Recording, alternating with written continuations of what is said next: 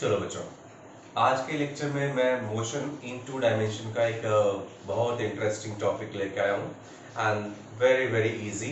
But बच्चे बहुत बार doubtful रहते हैं इस टॉपिक्स में, और वो टॉपिक है हमारा रिलेटिव वेलोसिटी से रिलेटेड। और उस रिलेटिव वेलोसिटी से रिलेटेड मैं कुछ स्पेशल टिपिकल टाइप के क्वेश्चंस भी आपको कराऊंगा which are very famous and they are commonly known as rain men problem और rain umbrella problem. Okay, so one of the very very typical type of question जो बहुत बार almost alternate years में आप कभी ना कभी नेट और JEE के पेपर्स देखोगे तो कहीं ना कहीं ये क्वेश्चन मिल ही जाएगा। एकदम सिंपल सा फंडा है इसका, बट स्टूडेंट्स हमेशा इसको लेके कंफ्यूजन में रहते हैं कि एग्जैक्टली कैसे सॉल्व करना है। तो welcome to that point, river men और river umbrella sorry rain men और रेन अम्ब्रेला प्रॉब्लम कैसे करते हैं, आते हैं इस टॉपिक पे। बट उससे पहले समझ लेते हैं कि व्हाट इज रिलेटिव वेलोसिटी, क्योंकि relative velocity it's overall game of relative velocity होता है। तो पहले मैं आपको रिलेटिव वेलोसिटी फटाफट एक्सप्लेन करता हूँ, उसके बाद आता हूँ उस क्वेश्चंस पे। बच्चों, रिलेटिव वेलोसिटी एक बहुत इंटरेस्टिंग चीज है। आप डे टू डे रूटीन में आप हमेशा इसको फील कर सकते हो, और जो आपने देखा भी होगा समटाइम्स। एग्जाम्पल बताता हूँ, जैसे सपोज आप ट्रेन में बैठ के कहीं जा रहे हो किसी पर्टिकुलर डायरेक्शन में, आपकी ट्रेन की स्पीड है 80 किलोमीटर पर आवर की, और आपके बगल में सडनली एक दूसरी ट्रेन आ जाती है पैरेलल, वो भी सेम डायरेक्शन में, और वो चल रही होती है around suppose 75 kilometre per hour की, आपकी 80 किलोमीटर पर आवर की। और जैसे वो 75 किलोमीटर पर आवर वाली ट्रेन आपके बाजू में आ जाती है तो आपको ऐसा लगता है कि आपकी ट्रेन की स्पीड कम हो गई, वो स्लो चलने लगी। आपको बगल वाली ट्रेन को देखो तो ऐसा लगे आप दोनों ट्रेनें बहुत काफी स्लो चल रही है। होता है ना सर? जैसे ही वो ट्रेन अगर हट जाए तो आपको लगेगा आपकी स्पीड तो बहुत यार 80 किलोमीटर पर आवर की स्पीड हमारी ट्रेन भाग रही है, लेकिन पैरेलल में दूसरी ट्रेन आ गई जो 75 की स्पीड से चल रही है, तो दोनों आपको लगेगा ट्रेन तो काफी स्लो चलने लगी। उसका उल्टा उसका उल्टा अगर आप 80 किलोमीटर पर आवर की स्पीड से इस तरफ जा रहे हो और सडनली आपके बगल से एक दूसरी ट्रेन आ गई इस तरफ जाने वाली 75 किलोमीटर पर आवर की स्पीड से, तो जैसे ट्रेन एक दूसरे को क्रॉस करते हैं तो सडनली ऐसा लगता है कि आपको ट्रेन की स्पीड आपके बहुत तेजी से बढ़ गई है, और जैसे दोनों ट्रेन एक दूसरे को क्रॉस करके निकल जाती है तो फिर आपको लगता है सडनली स्पीड कम हो गई है। ये सबने कभी ना कभी फेल किया होगा, करेक्ट? अब ये होता क्यों है, ऐसा लगता क्यों है, ये क्यों होता है ऐसा, बताता हूँ इसका। ये है कंसेप्ट बच्चों ओवरऑल रिलेटिव वेलोसिटी का। Just try to understand. Suppose दो लोग हैं, mister A and mister B, ठीक है? दो लोग हैं, mister A and mister B, दोनों एक साथ में जीरो टाइम में यहां से चलना स्टार्ट करते हैं। 80 सेकेंड के बाद मिस्टर ए यहां पे पहुंचे हैं और मिस्टर बी यहां पे पहुंचे, ठीक है? मिस्टर ए का डिस्प्लेसमेंट है एक्स ए, मिस्टर बी का डिस्प्लेसमेंट है x be on the same time, ठीक है? अब अगर कोई ऑब्जर्वर यहाँ ग्राउंड पे खड़ा होकर देख रहा हो, मतलब बाहर स्प्रेन से बाहर, उन दोनों से अलग कोई अगर यहाँ पे खड़ा होकर देख रहा है, तो उसके लिए मिस्टर ए का डिस्प्लेसमेंट है एक्स ए, मिस्टर बी का डिस्प्लेसमेंट है एक्स बी। ये वैल्यू कुछ भी हो सकती है, 5 10 15 20 कोई भी नंबर ले सकते हो। बट फॉर दिस ऑब्जर्वर जो कि ग्राउंड में खड़ा है, इस उनके फ्रेम के रेफरेंस से बाहर आ गया देख रहा है, तो उसके लिए इसका डिस्प्लेसमेंट एक्स ए है, उसका डिस्प्लेसमेंट एक्स बी है, करेक्ट? बट अगर मैं पूछूं, अगर इस ए को रेस खत्म होने के बाद ए को बताना हो कि बी का डिस्प्लेसमेंट कितना है, ए से पूछा जाए कि बी का डिस्प्लेसमेंट कितना है, तो वो कितना बताएगा? वो यहां पे खड़ा है ना, इसके लेवल पे, जब ये खड़ा होकर यहां से देखेगा तो उसके लिए तो डिस्प्लेसमेंट ये हुआ ना, ये इतना इससे आगे है, करेक्ट? कितना? उसके डिफरेंस के बराबर का, इजंट इट? ए के लिए डिस्प्लेसमेंट ये है, जबकि एक्चुअल में बी ने इतना डिस्प्लेसमेंट किया जब मैं, लेकिन ए से पूछा जाएगा कि डिस्प्लेसमेंट बी का डिस्प्लेसमेंट कितना है, तो जब यहां से खड़ा होकर देखेगा तो बोलेगा इतना आगे चल गया मेरे से, उसके लिए डिस्प्लेसमेंट होगा। उसी तरह से अगर बी इसको यहां से खड़ा होकर देखेगा ए को, तो कितना डिस्प्लेसमेंट है उसका, डेफिनेटली जब उसको पीछे मुड़ के देखेगा तो उसके इन दोनों के डिफरेंस के बराबर का डिस्प्लेसमेंट देगा, ये मुझसे इतना पीछे है, कॉपी बहुत होता है ना, करेक्ट है? तो अब ऐसे में जब एक दूसरे को वो देखते हैं तो वहां पे हम रिलेटिव वेलोसिटी के कंसेप्ट आ जाते हैं। जब आप एक दूसरे को देखते हो ना, तो जब आप चल रहे हो और चलते हुए दूसरे को देख रहे हो, और आप तब ऐसे केस में क्या करते हैं, हम अपने आप को रेस्ट में मान लेते हैं। मान लो जब ए बी को देख रहा होगा तो ए अपने आप को रेस्ट में कंसिडर कर लेगा, और जब वो अपने आप को रेस्ट में कंसिडर करेगा तो वो क्या करेगा, अपनी वेलोसिटी बी को दे देगा।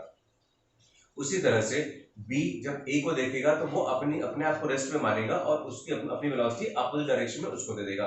जैसे आप ट्रेन में बैठ के चल रहे हो नॉर्थ टू साउथ, तो आप बाहर देखते हो तो आपको सारे पेड़ पौधे साउथ टू नॉर्थ उल्टा चलते हुए दिखाई देते हैं। तो जब हम चल रहे होते हैं लेकिन फिर भी अपने आप को रेस्ट मानते हैं, तो जो बाकी की चीजें होती हैं उनको हम अपनी वेलोसिटी दे देते हैं और वो भी अपोजिट डायरेक्शन में। इसलिए जब आगे जाते हैं तो सारी चीजें हमको पीछे जाती हुई दिखाई देती है उसी स्पीड से।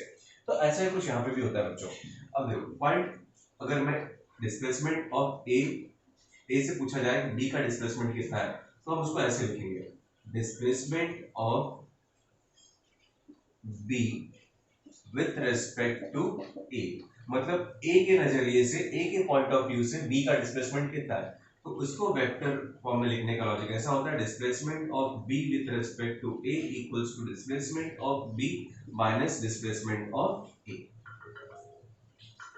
ए। Displacement of B with respect to A is equal to displacement of B with respect to minus with displacement of A।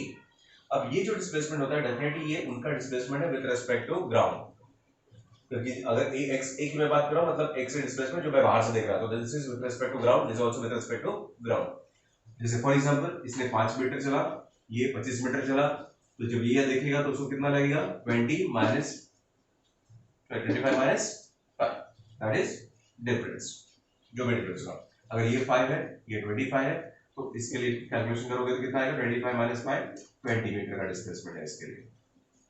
So for A B का डिस्प्लेसमेंट कितना है, 20 मीटर का। सो इस तरह से निकालते हैं। अब देखो दूसरा, उसी तरह से अगर displacement of B with respect to A displacement of A with respect to B आपसे पूछा जाए, तब आप क्या करोगे, इसको आप ऐसे लिखोगे, displacement of A with respect to B equals to displacement of A minus displacement of B. तब ये फॉर्मूला बनता है। डेफिनेटली ये विद रिस्पेक्ट टू ग्राउंड है, जो मैंने एग्जांपल दिया था 5 और 25 का। अब आपको लिखना है डिस्प्लेसमेंट ऑफ ये 5 minus 25 and that is minus 20। Minus 20 क्यों आ रहा है, क्योंकि इसको लगेगा ये पीछे की तरफ गया माइनस 20। यहाँ पे दोनों साथ में थे, दोनों बराबर थे, लेकिन एक सर्टेन टाइम के बाद जब ये बी इसको ए को देखेगा तो ये तो पीछे चले गया, तो इसके लिए पीछे गया ना, इसलिए माइनस है। माइनस 20 मीटर का डिस्प्लेसमेंट बी को लगेगा कि ए ने माइनस 20 मीटर का डिस्प्लेसमेंट कवर किया है इन द अपोजिट डायरेक्शन, और यहाँ पे उल्टा आ रहा था। तो ये है रिलेटिव वेलोसिटी का कंसेप्ट, रिलेटिव डिस्प्लेसमेंट का concept, not velocity, relative displacement. अब इसी फॉर्मूले को देखो, दोनों ही कंडीशंस को अगर मैं दोनों फॉर्मूले को डिफरेंशिएट कर दूं विद रिस्पेक्ट टू टाइम, दोनों को डिफरेंशिएट करो विद रिस्पेक्ट टू टाइम, तो if I differentiate this with respect to time, ये वाले फॉर्मूले को, इसकी मैं बात कर रहा हूं, अगर मैं इसको डिफरेंशिएट करूं तो क्या आएगा, differentiation of x B with respect to A divide by dt equals to differentiation of x B with respect to d minus differentiation of x A with respect to t। तो ये क्या बनेगा, dx by dt क्या होता है, displacement by time is velocity. तो ये हो गया हमारा velocity of b with respect to a equals to, this will be velocity of b with respect to ground minus velocity of a with respect to ground. Clear. Next similarly अगर आप इस expression को भी अगर differentiate करोगे तो यहाँ पे भी कुछ ऐसे ही मिलेगा, सेम इसको डिफरेंशिएट करोगे dx by dt, तो that time you get velocity of a with respect to b equals to velocity of a with minus velocity of b with respect to ground. तो ये है हमारा रिलेटिव वेलोसिटी का formula. vb minus vba मतलब क्या होता है, velocity of b with respect to a, मतलब a के नजरिए से b की स्पीड कितनी है, और velocity of a with respect to b मतलब b के नजरिए से a की स्पीड कितनी है। तो ये इसके फॉर्मूले हुए। अब इन फॉर्मुलेस के बेस पे देखो, मैं वो ट्रेन वाला एग्जांपल आपको बहुत अच्छी तरह से बता सकता हूँ कि जब दो ट्रेनें साथ में चलती है तो हमको ऐसा क्यों लगता है कि स्पीड हमारी स्लो हो गई है, बट जो दो ट्रेनें उल्टा डायरेक्शन में चलती हैं, अपोजिट डायरेक्शन में चलती है, तो ऐसा क्यों लगता है हमको सडनली स्पीड हमारी बढ़ गई है। तो उसके पीछे ये वाले फॉर्मूले काम करते हैं। This is called as relative velocity of b with respect to a और relative velocity of a with respect to b। तो ये उसके बेसिक फॉर्मूले हैं। ये फॉर्मूलेस आपको पता होना चाहिए आगे के न्यूमेरिकल्स को सॉल्व करने के लिए। फिलहाल अब ये फॉर्मूला आपने देख लिया, समझ में आया, this is the relative displacement and this is what the relative velocity. आप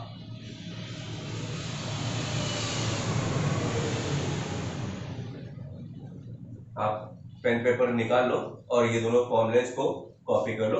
अब मैं इनके एग्जाम बेस पे कुछ एग्जांपल्स आपको बताता हूं जो मैंने अभी बताया कि ट्रेन वाले एग्जांपल्स अपोजिट क्यों लगते हैं। Let's see that.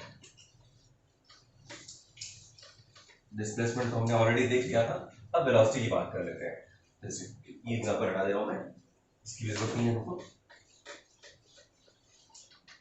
Let's see, मान लो पहला एग्जांपल मैंने दिया था, train A is moving in this direction with 80 kilometre per our और बाजू में उसकी दूसरी ट्रेन आ गई, सपोज ये 70 किलोमीटर पर आवर की स्पीड से उसी डायरेक्शन में चल रही है। This is B. तो ऐसे केस में जब आप अकेले थे, अब ट्रेन ए में फॉर एग्जांपल आप बैठे थे, तो आपको फील हो रहा था कि 80 किलोमीटर पर आवर की स्पीड से हम भाग रहे हैं, क्योंकि आपको सारी चीजें आपके अगल बगल की 80 किलोमीटर पर आवर की स्पीड से पीछे जाते हुए दिखाई दे रही थी। बट जैसे जैसे ही आपके बगल में दूसरी ट्रेन आती है 70 किलोमीटर पर आवर की स्पीड से, वो भी सेम डायरेक्शन में चल जाती है, सडनली उस ट्रेन को देख के आपको लगता है अरे मेरी स्पीड कैसे कम क्यों हो गई, अचानक से कम क्यों हो गई। आप एक तरफ देखोगे तो आपको जहां पेड़ पौधे दिख रहे हो जिस तरफ, तो आपकी स्पीड लगेगी 80 किलोमीटर पर आवर से चल रहा है। दूसरी तरफ देख रहे हो तो ट्रेन की स्पीड, जो दूसरी ट्रेन है जो आपके पैरेलल चल रही है, उसको देख के आपको फील होगा कि मेरी ट्रेन की स्पीड कम हो गई।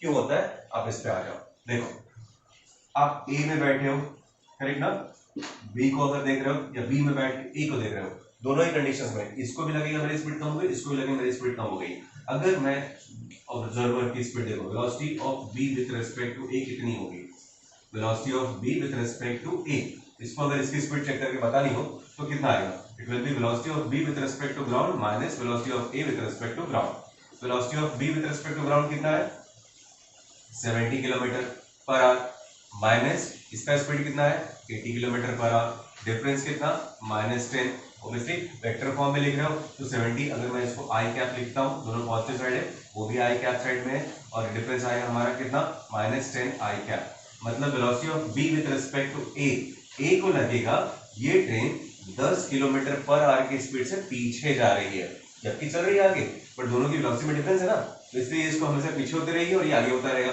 तो velocity of B with respect to A कितना -10 आई कैप, मतलब 10 किलोमीटर पर आवर की स्पीड को पीछे जाती हुई दिखाई देगी।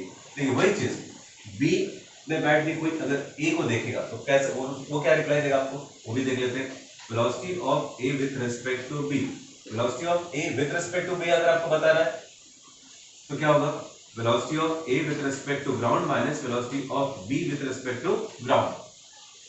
वेलोसिटी ऑफ ए कितना 80 i cap minus 70 j cap, difference कितना, sorry this is also i cap minus 80 minus 70 is 10 i cap.